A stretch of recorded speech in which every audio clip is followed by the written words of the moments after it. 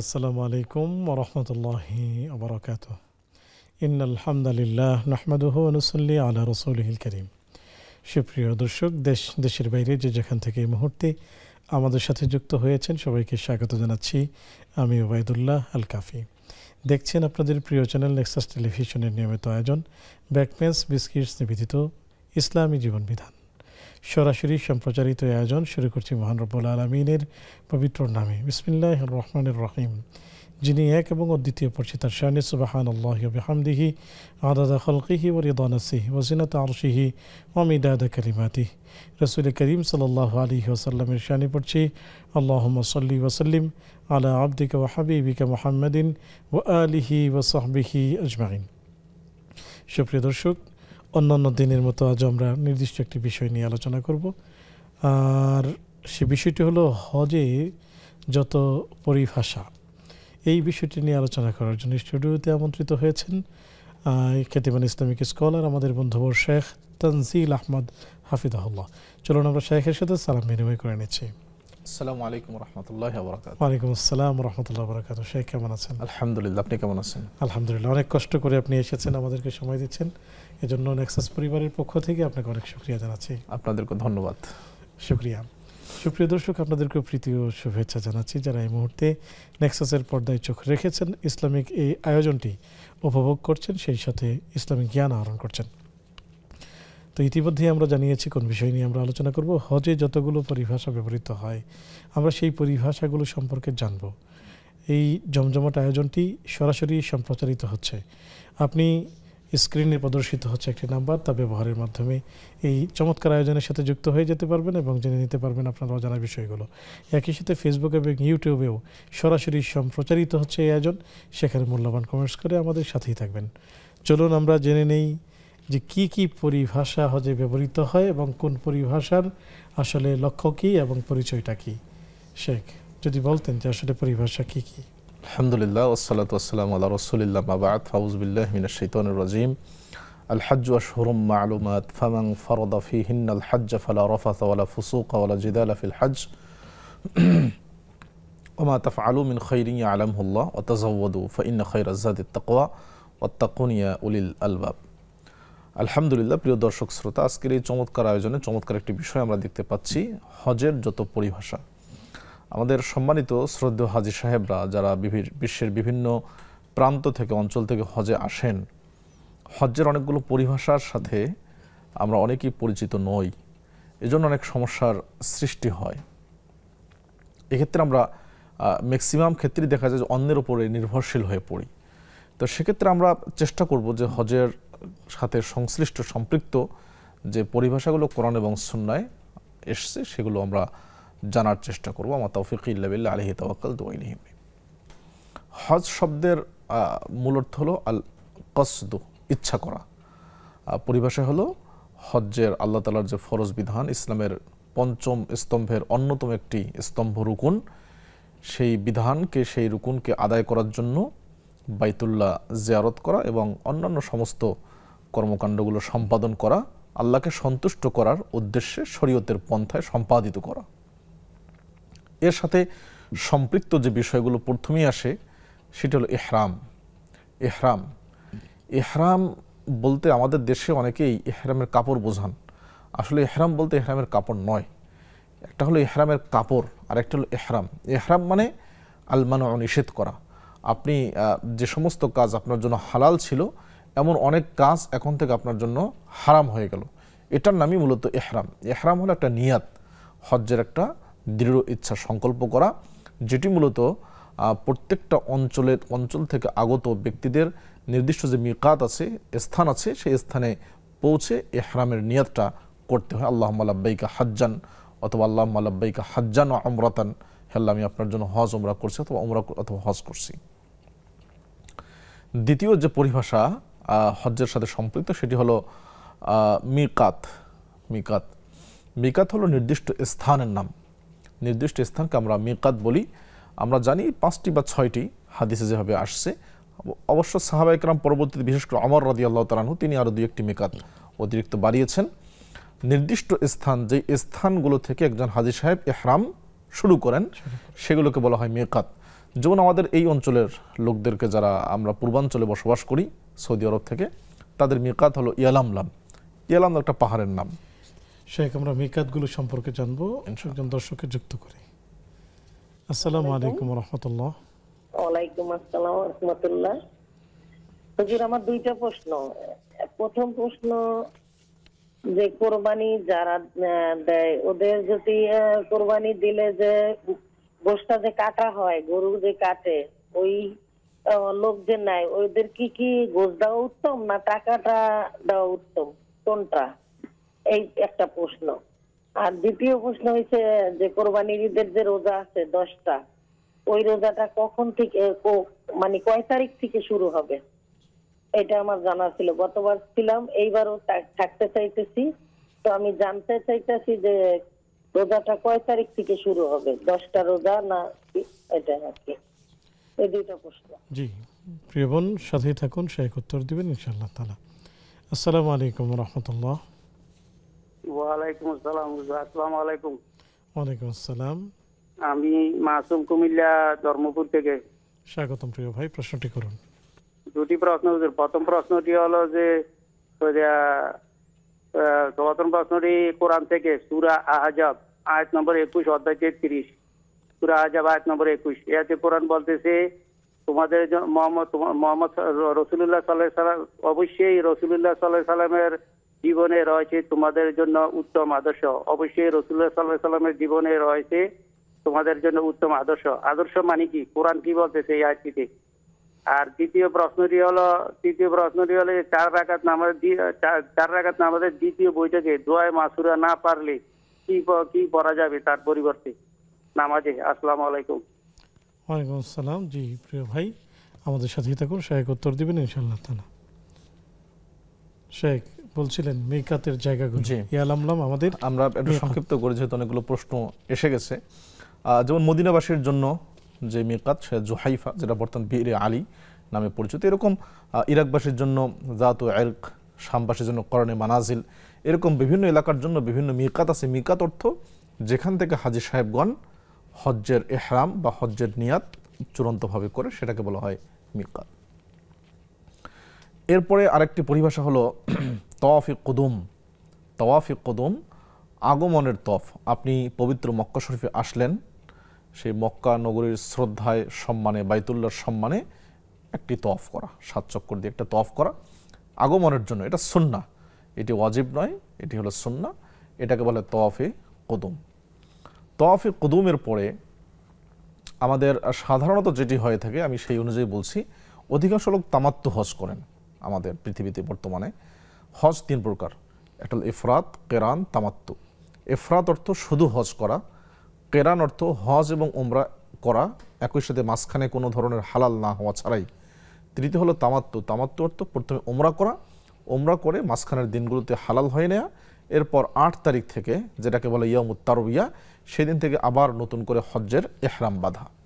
তো আমরা তামাত্তু হজটাই বেশিরভাগ করি। তো আপনি প্রথমে গিয়ে উমরা করলেন, এরপর তওয়াফ, উমরার জন্য তো তওয়াফ করতে হবে। তওয়াফের পরে সাই একটা পরিভাষা। সাই অর্থাৎ একটু দৌড়ানো বা জোরে হাঁটা। সাই করতে হয় সাফা থেকে মারোয়া পর্যন্ত, 7 বার সাফা থেকে শুরু হয়, মারোয়ায় গিয়ে শেষ হয়। এর সাথে আরেকটি হলো মাকাম ইব্রাহিম, যে পরিভাষাটি আমরা জানি যে তওয়াফের পরে নবী সাল্লাল্লাহু আলাইহি ওয়াসাল্লাম মাকাম ইব্রাহিমের পেছনে এসে 2 রাকাত সালাত পড়তেন, যেটি কোরআনে আসছে ওয়াত্তাখিযু মিন মাকাম ইব্রাহিমা মুসাল্লা। মাকাম ইব্রাহিম হলো ওই ইব্রাহিম আলাইহিস সালামের একটা স্মৃতিচিহ্ন, যেটি এখনো আছে। এর সাথে আরেকটি সম্পৃক্ত বিষয় হলো যে আপনি উমরা করার পরে, সাই করার পরে চুল একটু কাটলেন, যেহেতু আপনি পরবর্তীতে নেড়ে করবেন, এই জন্য চুল হালকা কেটে আপনি হালাল হয়ে গেলেন। হালাল হয়ে পর 8 তারিখ পর্যন্ত আপনার জন্য সব কিছুই হালাল। এরপরে 8 তারিখকে বলা হয় ইয়ামুত তারবিয়া। ইয়ামুত তারবিয়া বলা হয় এ কারণে যে সেই দিন উটগুলোকে পানি পান করানো হতো, কারণ তাদেরকে 10 তারিখে জবাই করা হবে হাদির পশুগুলোকে, এই জন্য সেই দিনকে বলা হয় ইয়ামুত তারবিয়া, যেদিন উটগুলোকে পানি পান করানো হতো। এরপর যে পরিভাষাটি আমরা বলতে পারি যে 8 তারিখে মিনায় যাওয়া। মিনা একটা বিশাল জায়গার নাম, সেটা আমরা সকলেই জানি। সেখানে অনেকগুলো তাঁবু আছে, মিনা, সেখানে অবস্থান করা। এরপর আসেন আপনার আরাফা। আরাফা 9 তারিখে। আরাফা একটি পরিভাষা। আরাফা নবী সাল্লাল্লাহু আলাইহি ওয়াসাল্লাম বলছেন আল হাজ্জু আরাফা, আরাফায় অবস্থান করাই হলো হজ। আরাফায় অবস্থান না করলে আসলে হজ হবে না। আরাফা থেকে এসে আপনি মুজদালিফায় আসলেন। মুজদালিফার আরেকটি নাম হলো আল জামউ, যেখানে একত্রিত হওয়ার স্থান, সেই পরিভাষা ব্যবহার মুজদালিফার ক্ষেত্রে। সেখানে রাত্রি যাপন করা, রাত্রি যাপন করে আপনি সেখান থেকে ফজরের সলাতের আগেও যাওয়া যায় অথবা ফজরের সলাতের পরেও যাওয়া যায়। আর রওনা দিলেন আবার মিনার উদ্দেশ্যে। মিনার উদ্দেশ্যে গিয়ে মিনায় কাজ হলো আপনার জামরা আকাবা, যেটি 3টি বড় বড় পিলার আছে, স্তম্ভ আছে, বড়টিকে বলে জামরা আকাবা, এরপর জামরা সোগরা, জামরা উস্তা। তো সেখানে পাথর নিক্ষেপ করা, এটাকে বলে রমিউল জিমার। শেখ রমিউল জিমার থেকে আসবো একজন দর্শককে যুক্ত করি। আসসালামু আলাইকুম রহমতুল্লাহ। ওয়ালাইকুম আসসালাম ওয়া রাহমাতুল্লাহি ওয়া বারাকাতুহু। আসসালামু আলাইকুম। ওয়ালাইকুম আসসালাম, স্বাগতম প্রিয় বোন, প্রশ্নটি করুন।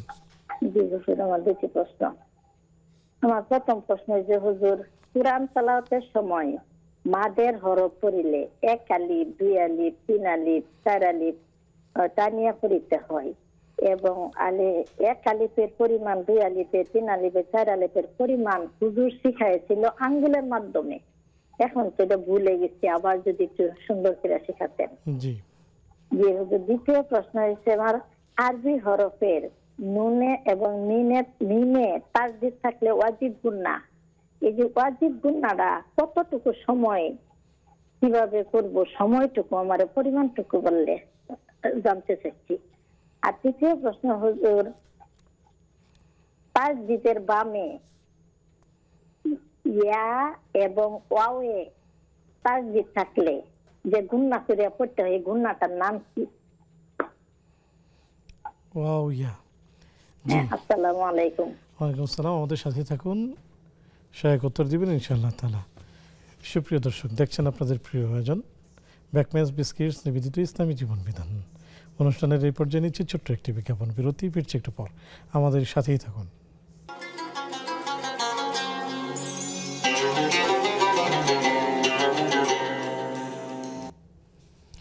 আসসালামু আলাইকুম রহমতুল্লাহি বারাকাতুহু। সুপ্রিয় দর্শক, বিরতির পর সাদর আমন্ত্রণ জানাচ্ছি আপনাদের প্রিয় আয়োজন ব্যাকম্যাচ বিস্কিটস নিবেদিত ইসলামী জীবন বিধানে। আলোচনা করছেন শেখ তানজিল আহমদ, সাথে আছে আমি ওবায়দুল্লাহ আল কাফি। আলোচনা চলছে হজের যত পরিভাষা। আমরা শেখের কাছে যাচ্ছি। শেখ বলছিলেন রমিউল জিমার। জি, রমিউল জিমার অর্থাৎ পাথর নিক্ষেপ করা, যে বড় বড় জামরাগুলো আছে, পিলারগুলো, সেখানে পাথর নিক্ষেপ করা 7টি করে। এরপরে আপনি হজ্জের যে দিন, যেটাকে বলে আল হাজ্জুল আকবর, অর্থাৎ 10 তারিখ, সেই 10 তারিখে মূল কাজ হলো 4টি। একটি হলো পাথর নিক্ষেপ করা, এরপরে কোরবানি করা, কোরবানির পশুকে বলে হাদির পশু, যেটা কোরআনে আসছে। এরপর হলো আপনার মাথা মুন্ডন করা, যেটাকে বলে তাহলিক, মাথা মুন্ডন করা। তাহলিক এবং তাকসির ছোট করা, আর তাহলিক মাথা মুন্ডন করা, পুরোটাই দুইটাই জায়েজ, তবে তাহলিক করলে সব বেশি, নবী সাল্লাল্লাহু আলাইহি ওয়াসাল্লাম বলছেন। এরপর সেখান থেকে এসে তওয়াফ ইফাদা যেটাকে বলা হয়, যেটি মূলত হজ্জের তওয়াফ, সেই তওয়াফটি করা 10 তারিখের ভেতরেই করা, তওয়াফ ইফাদা। এই তওয়াফ করার পরে আপনি আবার সেখানে চলে গেলেন, কোথায়? মিনায় চলে গেলেন।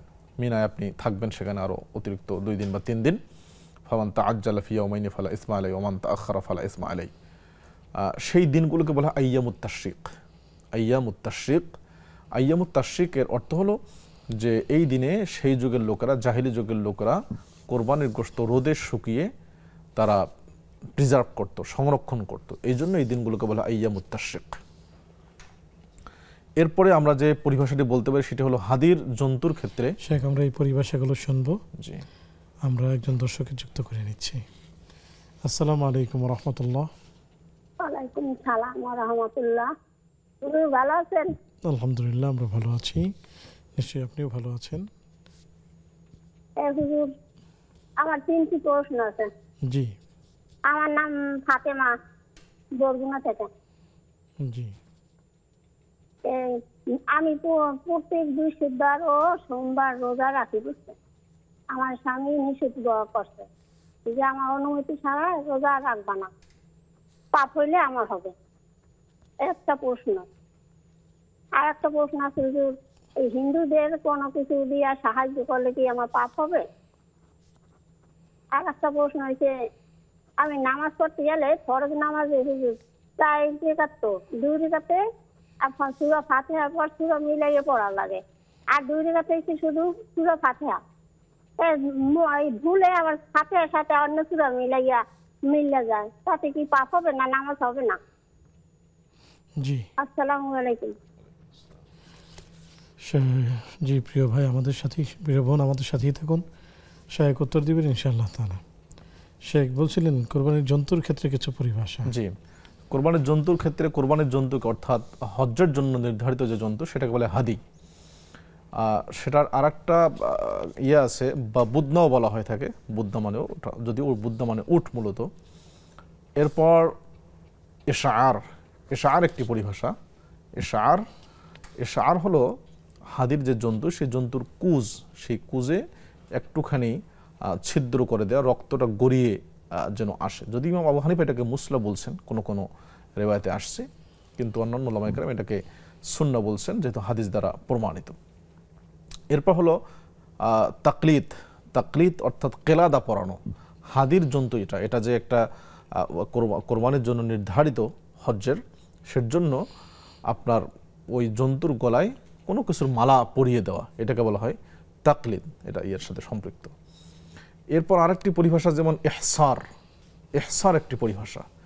ইহসার বলা হয় যদি, যেন কোরআনে যেমন আসছে ফাইন উহসিরতুম ফামাস্তাইসিরা মিনাল হাদি, তোমাদেরকে যদি মাঝখানে আটকে দেওয়া হয় হজের কাজ করতে গিয়ে, অসুস্থ হয়ে যাও অথবা অন্য কোনো কারণে হজ করতে পারছো না, তাহলে তোমরা হাদির জন্তু দিয়ে সেখান থেকে বের হয়ে আসো। ইহসার হলো যদি কোনো অসুস্থ ব্যক্তি হয় অথবা যদি কেউ মনে করে যে আমার হজ্জের সময় সমস্যা হতে পারে, তিনি হজ্জের নিয়াতের সময় এরকম একটি শর্ত কন্ডিশন করবেন যে আল্লাহ মাহিল্লি মিন হাইসু হাবাস্তানি, আপনি যেখানে আমাকে আটকিয়ে দিবেন সেখান থেকে আমি হালাল হয়ে যাব, অর্থাৎ আমি এই বছর আর হজ করব না, পরবর্তী বছর হয়তো আমি সুযোগ পেলে আবার হজ করব। এটাকে বলা হয় ইহসার। এই মোটামুটি পরিভাষা।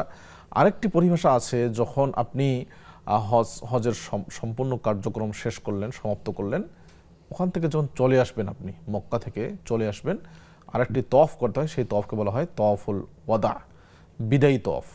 যেহেতু আপনি মক্কা থেকে চলে আসছেন, এই জন্য সর্বশেষ আপনার জন্য সর্বশেষ কাজটি হয় তওয়াফ, বাইতুল্লাহর দর্শন, এটাকে বলা হয় তওয়াফুল ওয়াদা। এর বাইরে কিছু পরিভাষা আছে, যেমন ইস্তিলাম একটি পরিভাষা আছে। ইস্তিলাম, আমরা তওয়াফ জানলাম, তওয়াফ মানে তওয়াফের আরেকটি গুরুত্বপূর্ণ তওয়াফের আরেকটি পরিভাষা হলো রমল একটি পরিভাষা। রমল অর্থাৎ একটু হেলে দুলে দৌড়ানো বা হেলে দুলে হাঁটা, বীরত্ব দেখিয়ে হাঁটা। জি, বীরত্ব দেখিয়ে হাঁটা। এটি মূলত হজ্জের যে 60টি চক্কর, তওয়াফের যে 60টি চক্কর, 60টি চক্করের প্রথম 3টিতে একটু হেলে দুলে বীরত্ব দেখিয়ে, যদি সম্ভব হয় কাউকে কষ্ট না দিয়ে, সেটি সুন্নাহ। আর যদি কষ্টের কারণে লোকজন বেশি ভিড়ের কারণে সম্ভব না হয়, তাহলে সেটি করলে সমস্যা নেই। তবে সুন্নাহ হলো এরকম রমল করা। এর সাথে আরেকটি পরিভাষা হলো ইস্তেলাম অর্থাৎ স্পর্শ করা, সেটি মুখ দিয়ে হোক অথবা হাত দিয়ে হোক। হাজারে আসওয়াদ যে কালো পাথর আছে একটি কোনায়, সেই কোনার যে পাথরটা যদি সম্ভব হয় তাহলে সেই পাথরকে হাত দিয়ে স্পর্শ করা, সবচেয়ে ভালো মুখ দিয়ে স্পর্শ করা, চুম্বন করা। যদি সম্ভব না হয় তাহলে আপনি ওখানে কাউকে কষ্ট দিয়ে ভিড় করে এটা করার প্রয়োজন নেই। অনেক শুকরিয়া, জাযাকুমুল্লাহু খায়র। অনেকগুলো পরিভাষা সম্পর্কে আমরা আপনার মাধ্যমে জেনে নিলাম। এখন আপনার কাছে জানতে চাইব আমাদের দর্শকদের করা বিভিন্ন প্রশ্নের উত্তর। কুরবানি যারা কেটে দেয় কসাই, তাদেরকে টাকা দেওয়া ভালো না গোশত দেওয়া ভালো, বা গোশতকে আদৌ দেওয়া যাবে কিনা? চমৎকার, খুবই চমৎকার এবং জরুরি প্রশ্ন। আমাদের অনেকে এই কাজের সাথে সম্পৃক্ত, বিশেষ করে ঢাকা শহরে, সেখানে কসাই দিয়েই ম্যাক্সিমাম কাজগুলো করতে হয়। এক্ষেত্রে নিয়ম হলো যে আপনি যাকে দায়িত্ব দিলেন, যাকে ভাড়া করলেন এই কাজগুলো করার জন্য, আপনি তাকে কোরবানির মাংস থেকে কোনো কিছু দিতে পারবেন না আপনার কাজের বিনিময়ে। কোরবানির মাংস বিক্রি করে, অর্থাৎ আপনি বিক্রি করতে পারবেন না। আপনি কাউকে দান করলেন, সে বিক্রি করে, সেটা তার ব্যাপার, কিন্তু আপনি কোরবানি যিনি দিয়েছেন সাহেবুল উদহিয়া, তিনি কখনোই কোরবানির মাংস বিক্রি করতে পারবেন না। সেই হিসাবে যেহেতু এটা বিক্রি করা যায় না, এই জন্য আপনি টাকার বিনিময়ে আপনি এটাও দিতে পারবেন না। এই জন্য যারা কসাই দিয়ে কাজ করান তারা অবশ্যই টাকা দিবেন, কখনোই গোশত দিবেন না। আপনি যদি এমনি গোশত দিতে চান টাকার বিনিময়ে ছাড়াই, সেটা ভিন্ন কথা, কিন্তু কোরবানির কাজের জন্য আপনি কখনোই গোশত দিয়ে হবে না, এটা সম্পূর্ণ হারাম হবে। শুকরিয়া, জাযাকুমুল্লাহ। শেখ, আমরা আরও অনেক প্রশ্ন আসবো একজন দর্শককে যুক্ত করে নিয়ে। আসসালামু আলাইকুম রহমতুল্লাহ। ওয়ালাইকুম আসসালাম রহমতুল্লাহ। আমার দুইটা প্রশ্ন। একটা হচ্ছে যে আরাফার রোজাটা কোন দিন অ্যাকচুয়ালি, সৌদি আরবের আরাফার দিনে নাকি জিলহজ মাসের 9 তারিখে বাংলাদেশে? আর একটি প্রশ্ন হচ্ছে, আমার বাড়িওয়ালা তারা মাজারে সমর্থন করে, তাদের দেওয়া কোনো খাবার যারা নাস্তা হয়তো পাঠায় দেয় আমাকে, সেই খাবারগুলো নিয়ে খাওয়া যাবে কিনা, এই দুটি প্রশ্ন। প্রিয় বোন, সাথেই থাকুন, শেখ উত্তর দিবেন ইনশাআল্লাহ তাআলা। শেখ, আমাদের ঈদ উল আজহায় যে রোজাগুলো রাখতে হয়, জি, উনি বলেছেন 10টি তো না, মূলত 9টি। কখন থেকে শুরু করবেন? জি, চমৎকার প্রশ্ন। আমি একটি হাদিস আগে বলে নেই। নবী করিম সাল্লাল্লাহু আলাইহি ওয়াসাল্লাম বলেছেন, মা মিন আইয়ামিন আল আমালুস সালিহু ফিহিন্না হাব্বিলাল্লাহি তাআলা মিন আশরি যিল হিজ্জাহ। জিলহজ মাসের প্রথম 10 দিন, প্রথম দশকের আমলের চেয়ে পৃথিবীতে কোনো কাজই উত্তম নয়। সাহাবা একরাম জিজ্ঞাসা করলেন, আলাল জিহাদ ইয়া রাসূলুল্লাহ, আল্লাহ রাসূল জিহাদও কি উত্তম নয়? অর্থাৎ সাহাবা একরাম জানতেন জিহাদ হলো সবচেয়ে ভালো আমল, এই জন্য জিহাদও কি উত্তম নয়? তিনি বললেন যে না, জিহাদও উত্তম নয়, তবে হ্যাঁ, ইল্লা রাজুলুন খরাজা বিনাফসিহি ওয়া মালিহি ফালাম ইয়ারজি মিন যালিকা বিশাই, যদি কোনো ব্যক্তি নিজের জান মাল উভয়টাই আল্লাহর রাস্তায় বিলিয়ে দেয়, শাহাদাত বরণ করে, সেই ব্যক্তি উত্তম নিঃসন্দেহে। কিন্তু সাধারণ যারা যুদ্ধ করছে, জিহাদে আছেন, তাদের চেয়েও, তাদের আমলের চেয়েও এই 10 দিন আমল করা সর্বোত্তম। তো এই 10 দিনের আমলের ব্যাপারে ইমাম নববী রাহিমাহুল্লাহ মুসলিমের ব্যাখ্যায় লিখছেন যে জিলহজ মাসের 1 তারিখ থেকে, জিলহজের চাঁদ ওঠার পর থেকে 1 তারিখ থেকে নিয়ে 9 তারিখ পর্যন্ত টানা 9 দিন যদি কেউ সিয়াম পালন করে, এটা সুন্নাহ, এটা সুন্নাহ। এই 9 দিনে আপনি সিয়াম, সালাত, সাদাকা, বিভিন্ন ইবাদত করতে পারেন। তো টানা যদি কেউ 9 দিন সিয়াম পালন করতে চায়, এটিও সুন্নাহ, কোনো সমস্যা নেই। ওলামায়ে কেরাম এবারে ঐক্যমত সিদ্ধান্ত দিয়েছেন, কারণ এই 10 দিনের আমল হলো আল্লাহর নিকটে সবচেয়ে উত্তম। তো সিয়াম যদি একটা উত্তম আমল, আমি এই দিনগুলোতে সিয়াম পালন করতে পারি 9 দিন টানা, 10 দিন নয়, যেমনটা আপনি বলছিলেন 9 দিন। তো আপনি 1 তারিখ থেকে নিয়ে 9 তারিখ পর্যন্ত, জিলহজের ঈদের আগের দিন পর্যন্ত সিয়াম পালন করবেন। আল্লাহ তাআলা আমাদেরকে তৌফিক দান করুন। আমিন, জাযাকুমুল্লাহু খায়র। অনেক প্রশ্ন আমরা আসবো, তবে একটি বিরতি নিয়ে। সুপ্রিয় দর্শক, অনুষ্ঠানের এই পর্যায়ে নিচ্ছি আরও একটি ছোট্ট বিরতি, ফিরছি একটু পর, আমাদের সাথেই থাকুন।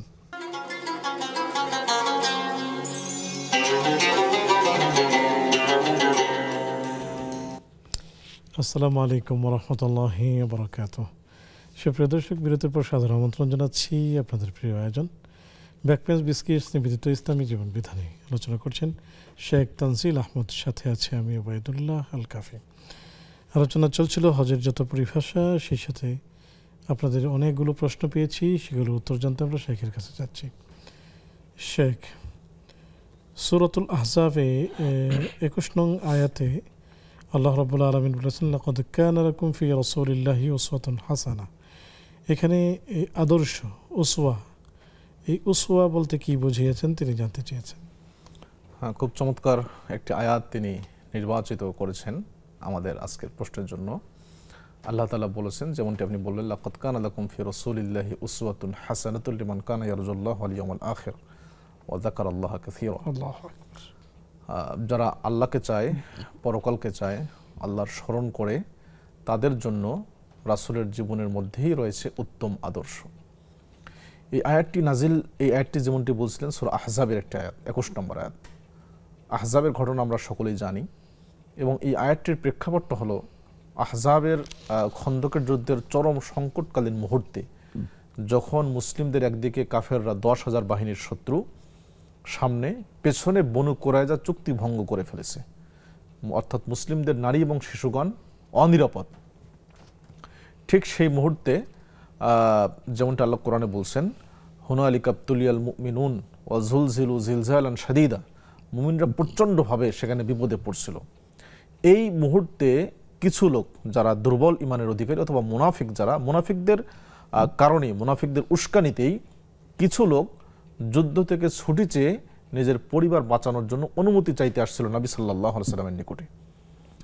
অন্যদিকে যারা পাক্কা ইমানদার, তারা রাসূলের সাথে জিহাদের ময়দানে অবস্থান করার জন্য তারা দৃঢ়তা দেখাচ্ছিলেন। তো নবী সাল্লাল্লাহু আলাইহি ওয়াসাল্লাম জিহাদের ময়দানেই ছিলেন। এই যে জিহাদের ময়দান থেকে অনুমতি নিয়ে পালিয়ে না যাওয়ার চেয়ে রাসূলের সাথে জিহাদে অবস্থান করা, কাফের মুশরিকদের দেফা করা, প্রতিরোধ করা, আল্লাহ তাআলা সেটাকেই স্মরণ করে দিয়েছেন, লাকাদ কানা লাকুম ফি রাসূলিল্লাহি উসওয়াতুন হাসানা। রাসূলের সাথে অবস্থান করা, এর মধ্যেই রাসূলের জন্য তোমাদের জন্য রয়েছে উত্তম আদর্শ, পালিয়ে না যাওয়া। উত্তম আদর্শ বলতে একটা হলো শরীয়তের দিক, আরেকটা হলো দুনিয়াবী দিক। একটা হলো দিন, আরেকটা হলো দুনিয়া। দিনের ক্ষেত্রে ধর্মীয় বিষয়াদিতে নবী সাল্লাল্লাহু আলাইহি সাল্লাম শুধু অনুসরণীয় আদর্শ মডেল নন, বরং তিনি আবশ্যকীয় অনুসরণীয়, তার বাইরে আপনি যেতে পারবেন না। দুনিয়াবী ক্ষেত্রে যেগুলো, সেই ক্ষেত্রে কিছু বিষয় আছে, চরিত্র, সামাজিকতা, এই বিষয়গুলোর ক্ষেত্রে নবী সাল্লাল্লাহু আলাইহি সাল্লাম আদর্শ। যেমন তিনি আদর্শ পিতা, আদর্শ স্বামী, আদর্শ সেনাপতি ইত্যাদি সমস্ত বিষয়ে তিনি আমাদের জন্য আদর্শ মডেল। কিছু বিষয় আছে নিছক একেবারেই দুনিয়া, এর সাথে অন্যান্য কোনো শরীয়তের কোনো সম্পর্ক নেই। যেমন আপনি শিল্প কারখানা করবেন, আপনি ফসল উৎপাদন করবেন, আপনি কোন সার দিবেন, কখন ফসল লাগাবেন, কখন কাটবেন ইত্যাদি যে বিষয়গুলো, এগুলোর সাথে শরীয়তের কোনো সম্পর্ক নেই। এগুলোর ক্ষেত্রে নবী সাল্লাল্লাহু আলাইহি সাল্লাম বলছেন, আনতুম আ'লামু বিদুনিয়াকুম, দুনিয়ার বিষয় তোমরাই আমার চেয়ে ভালো জানো। কিন্তু শরীয়তের বিষয় যদি হয়, চারিত্রিক বিষয় যদি হয়, সামাজিক বিষয় যদি হয়, এক্ষেত্রে নবী সাল্লাল্লাহু আলাইহি সাল্লাম আমাদের জন্য অনুসরণীয়। শরীয়তের বিষয়ে তিনি আবশ্যকীয় অনুসরণীয়, তার বাইরে যাওয়া আমাদের জন্য কোনোভাবেই জায়েজ হবে না মুসলিমদের জন্য। জাযাকুমুল্লাহু খাইরান। শেখ, দোয়া মাসুরা পড়তে যদি কেউ ভুলে যায়, ওই সময় কি দোয়া পড়বে? জি, যদি এমন সম্ভবত প্রথম বৈঠকের কথা তিনি বলেছিলেন যে প্রথম বৈঠকে দোয়া মাসুরা, যদি প্রথম বৈঠকে তো দোয়া মাসুরার কোনো প্রসঙ্গ নেই, যে প্রথম বৈঠকে শুধুমাত্র সূরা আত-তাহিয়াত। আর যদি শেষ বৈঠকে দোয়া মাসুরা যেটি এসছে, যদি কেউ পড়তে ভুলে যান তাহলে তার সালাত হয়ে যাবে, কোনো সমস্যা নেই। কারণ আত-তাহিয়াত, দরুদ ইব্রাহিম যেটি, এই দুটো পড়ার ব্যাপারে ওলামাগণ বলছেন আত-তাহিয়াত তো ফরজ বা রুকুন এবং ফরজ, এবং দরুদ হলো ওয়াজিব। দোয়া মাসুরা যদি কেউ পড়তে না পারেন, সালাত হয়ে যাবে, দরুদ শরীফ পড়লেই, দরুদ পর্যন্ত পড়লেই সালাত হয়ে যাবে আশা করি ইনশাআল্লাহ। তবে আমরা অনুরোধ করবো যেটা আপনি শেখার চেষ্টা করুন, কারণ এটি সুন্দর একটি দোয়া, অর্থবোধক দোয়া। নবী সাল্লাল্লাহু আলাইহি সাল্লাম নিয়মিত এই দোয়া পাঠ করতেন। জি, জাযাকুমুল্লাহ। একজন বোন জানতে চেয়েছেন যে তিলাওয়াতে, কোরআনুল কারীমের তিলাওয়াত করতে গিয়ে মাদ, এক আলিফ মাদ, দুই আলিফ মাদ, তিন আলিফ মাদ, এরকম মাদ আছে, তো এক আলিফ মাদ কতটুকু টানতে হয় জানতে চেয়েছি। চমৎকার প্রশ্ন, আসলে তাজবিদের প্রশ্ন এটি। আল্লাহ তাআলা কোরআনে বলছেন, ওয়ারাত্তিলিল কোরআনা তারতিলা, কোরআনকে আপনি সুন্দর করে তারতিলের সাথে তেলাওয়াত করুন। এক আলিফ, দুই আলিফ, তিন আলিফ মাদ, যেগুলো মদ মানে লম্বা করে পড়া, টেনে পড়া, এক আলিফ মদের পরিমাণ ওলামাগণ বলেন যে একটা অক্ষর উচ্চারণ করতে যতটুকু সময় লাগে তার দ্বিগুণ সময়টাই হলো মদ, এক আলিফ মদ। এক আলিফ মদ, যেমন আলিফ উচ্চারণ করতে যতটুকু সময় লাগে, এই সময়টার দ্বিগুণটাই হলো মূলত এক আলিফ মদের একটা পরিমাণ। অথবা অনেকেই বলছেন যে আপনি একটা আঙ্গুল বাঁকা আছে, বাঁকা থেকে আপনি স্বাভাবিকভাবে সোজা করতে যতটুকু সময় লাগে, এটা হয়তো বা সর্বোচ্চ 1 সেকেন্ড লাগবে, এইটুক পরিমাণ হলো কি আপনার 1 সেকেন্ড বা 2 সেকেন্ড, এটা হলো এক আলিফ মদের পরিমাণ।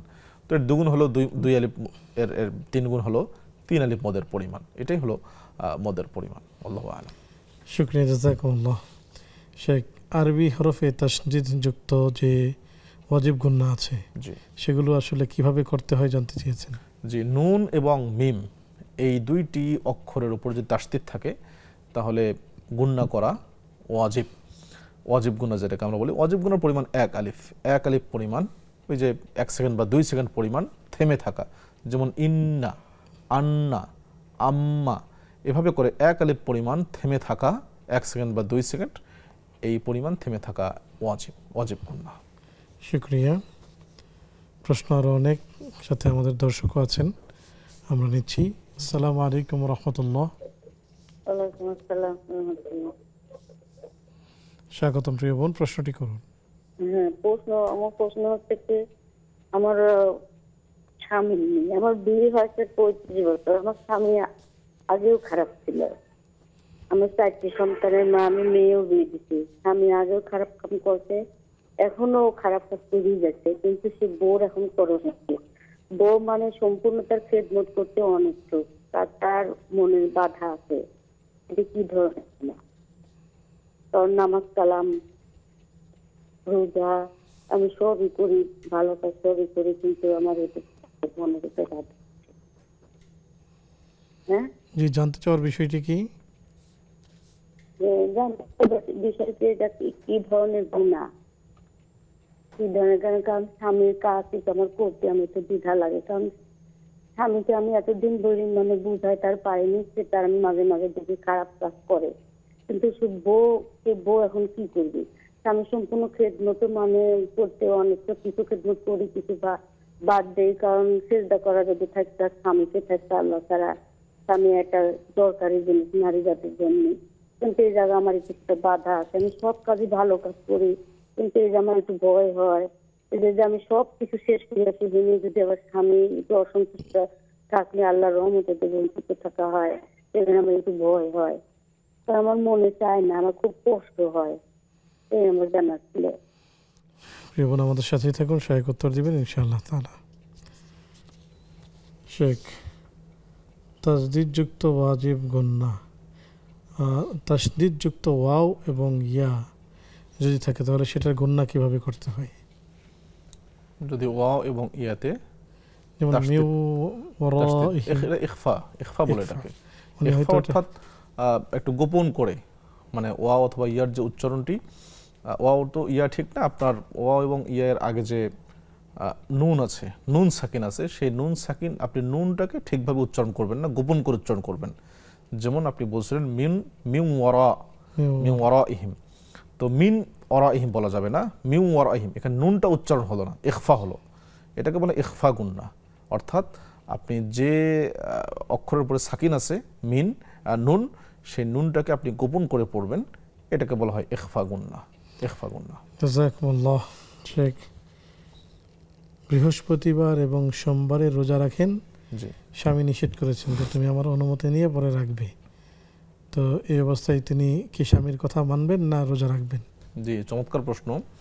সিয়ামের ব্যাপারে নিয়ম হলো, যদি ফরজ সিয়াম, ফরজ রোজা হয়, যেমন রমাদান মাসের ফরজ রোজা অথবা মান্যতের রোজা, তাহলে এক্ষেত্রে স্বামীর অনুমতির প্রয়োজন নেই, এটা আল্লাহর নির্দেশনা, আপনাকে রাখতেই হবে।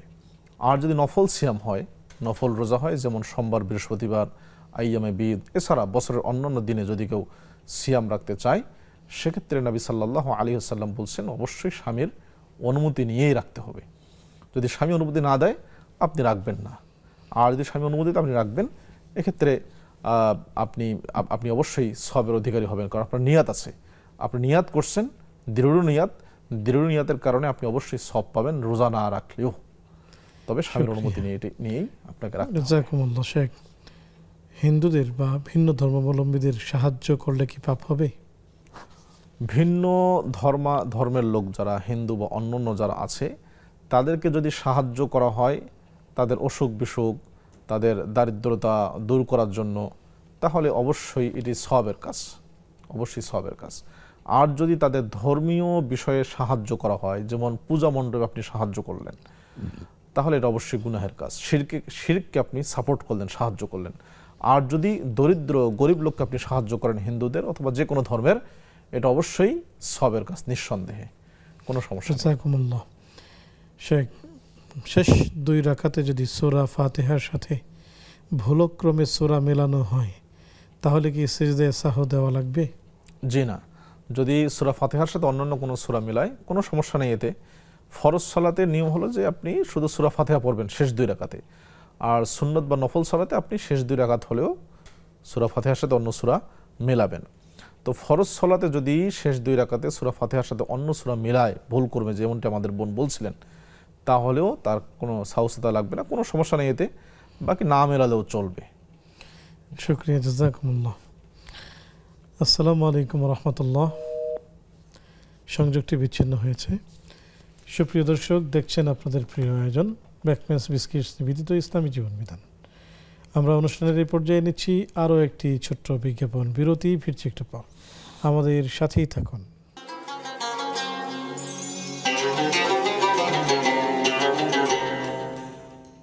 আসসালামু আলাইকুম রহমতুল্লাহি ওয়া বারাকাতুহু।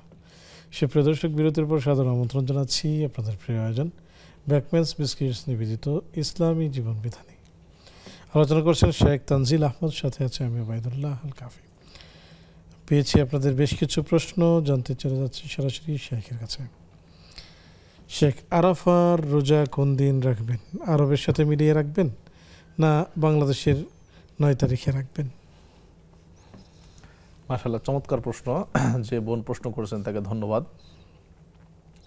আরাফার রোজা, যার ব্যাপারে নবী সাল্লাল্লাহু আলাইহি ওয়াসাল্লাম বলেছেন, সাওমু ইয়াউমি আরাফা আহতাসিবু আলাল্লাহ আন ইউকাফিরা সানাতাল মাদিয়া ওয়াল বাকিয়া। আরাফার রোজার ব্যাপারে আমি আশা করছি আল্লাহ তাআলা আগের এবং পরের মোট 2 বছরের গুনাহ খাতা মাফ করে দিবেন। তো এই রোজাটি কোন দিন রাখবো ঠিক, 9 তারিখ নাকি সৌদি আরবে হাজী সাহেবরা যেদিন আরাফায় অবস্থান করেন সেই দিন? মূলত এটি একটি ইখতিলাফপূর্ণ, মতানৈক্যপূর্ণ মাসআলা। এই ব্যাপারে চূড়ান্তভাবে আমরা কথা বলছি না, আমরা শুধু 2 দলের মতটা বলছি। একদল উলামায়ে কেরাম বলছেন যে 9 তারিখ, কারণ আরাফার দিন বলতে উদ্দেশ্য হলো হজ্জের আগের দিন। হজ্জের আগের দিন সেটি হলো 9 তারিখ, আপনি 9 তারিখ রাখবেন। আরেক দল বলছেন আরাফার দিন বলতে হাজী সাহেবরা যেদিন আরাফায় অবস্থান করেন সেই দিন। শাহুলুল্লাহ মুহাদ্দিস দেহলভী রাহিমাহুল্লাহ তিনি তার হজ্জাতুল বালেগায় একটি চমৎকার সমাধান দিয়েছেন। সমাধানটি আমার ব্যক্তিগত পছন্দ। সেটি হলো, তিনি বলছেন যে আরাফার দিবসের সিয়ামের বা রোজার কারণ কি, রহস্য কি? রহস্য হলো এই, আরাফার দিনে হাজী সাহেবরা যখন আরাফার ময়দানে অবস্থান করেন, আল্লাহ তাআলার বিশেষ রহমতের নজরে তারা থাকেন, তাদের প্রতি আল্লাহ তাআলা বিশেষ রহমতের নজর দেন। কিন্তু তারা সিয়াম পালন করতে পারবেন না, তারা রোজা রাখতে পারবেন না। তো আল্লাহ তাআলার বিশেষ রহমতকে পাওয়ার জন্য, আল্লাহ তাআলার বিশেষ রহমত অর্জন করার জন্য হাজী সাহেব বাদ দিয়ে অন্যান্য যারা আছেন তারাও যেন সেই রহমতটা পান, এই জন্য অন্যান্য লোকদের ওপরেও এই সিয়াম রাখার বিধানটি এসছে। এই জন্য এই দৃষ্টিকোণ থেকে, শাহুলুল্লাহর মতে এই দৃষ্টিকোণ থেকে মূলত হাজী সাহেবরা যেদিন আরাফায় অবস্থান করেন সেই দিন রোজা রাখাটাই উত্তম।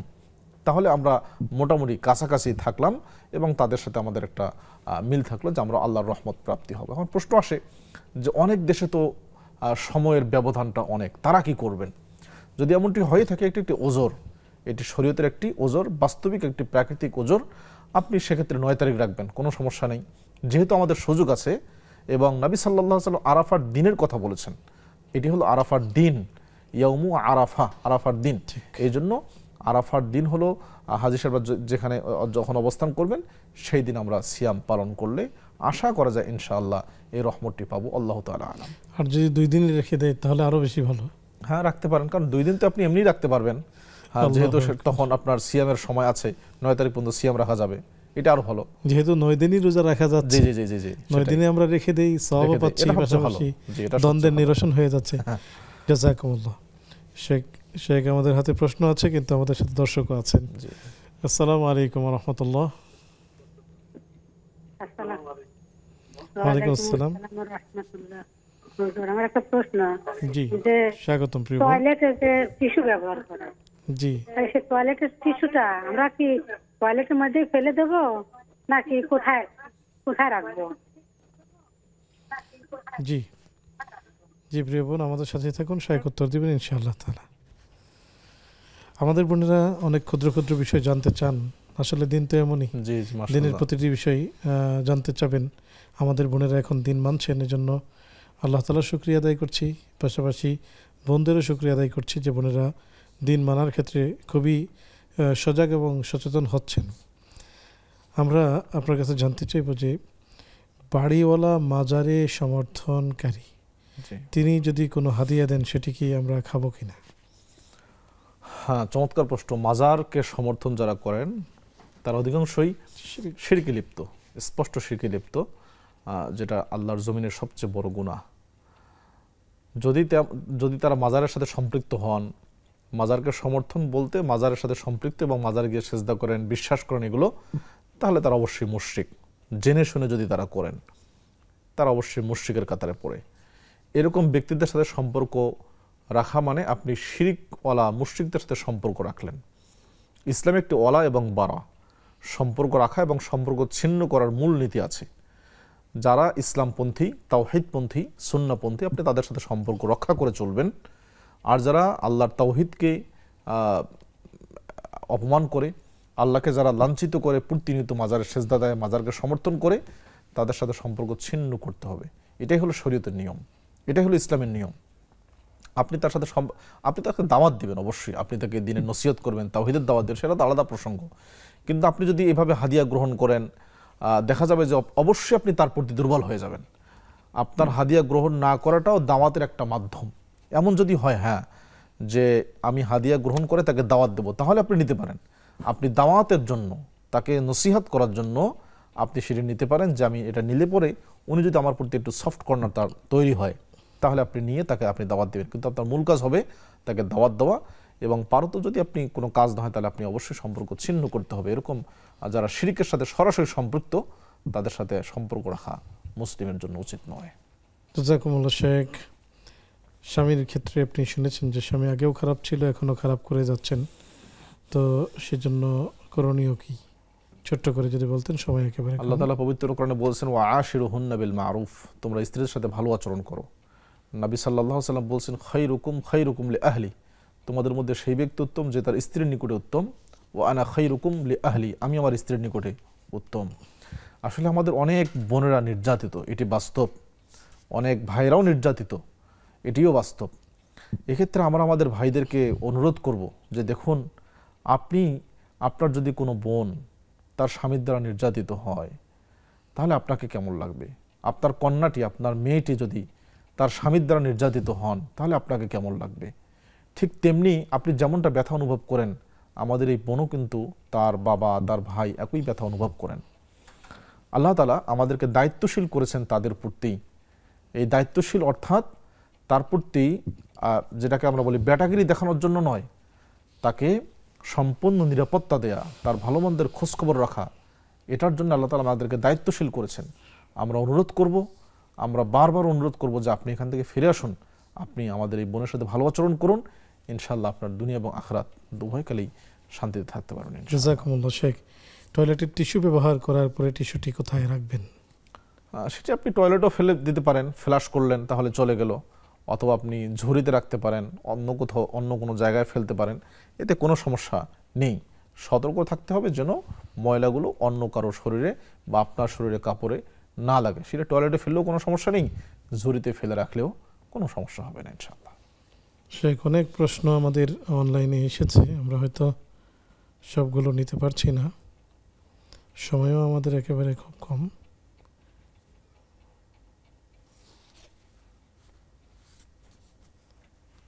অনেকেই ব্যাংক অ্যাকাউন্ট সম্পর্কে জানতে চান, আসলে ওনারা কোন ব্যাংকে অ্যাকাউন্ট করবেন যদি বলতেন। শেখ, কোন ব্যাংকে? আসলে বাংলাদেশের কোনো ব্যাংকেই পরিপূর্ণ সুদমুক্ত নয়।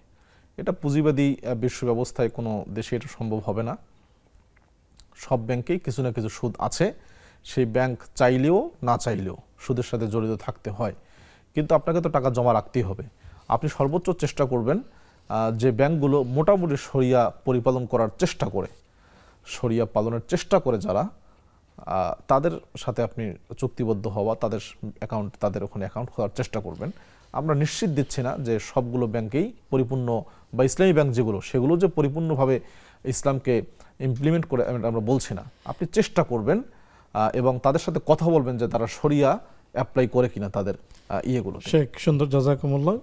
কত টাকা থাকলে কোরবানি ফরজ, যদি অল্প কথায় বলে দিতেন।